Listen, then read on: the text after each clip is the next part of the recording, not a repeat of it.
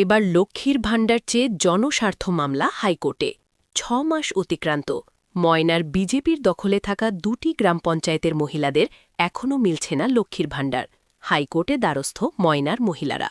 এবার লক্ষ্মীর ভাণ্ডার চেয়ে জনস্বার্থ মামলা হাইকোর্টে ময়না বিধানসভার বাগচা ও গজেনা গ্রাম পঞ্চায়েত বন্ধ লক্ষ্মীর ভাণ্ডার ৬ মাস বন্ধ লক্ষ্মীর ভাণ্ডারের টাকা পাচ্ছেন না ৭,০০০-এর বেশি উপভোক্তা পাশাপাশি একাধিক পঞ্চায়েতেও টাকা না মেলার অভিযোগ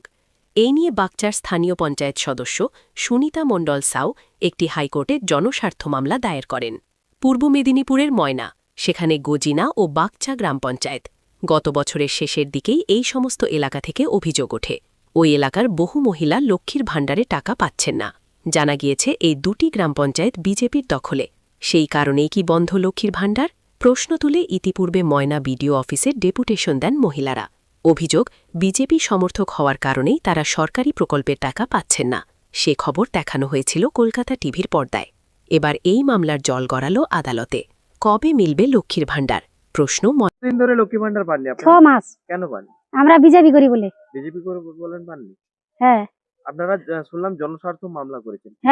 হ্যাঁ করেছি আমরা পঞ্চায়েত প্রধান উপপ্রধান সবার কাছে গেছি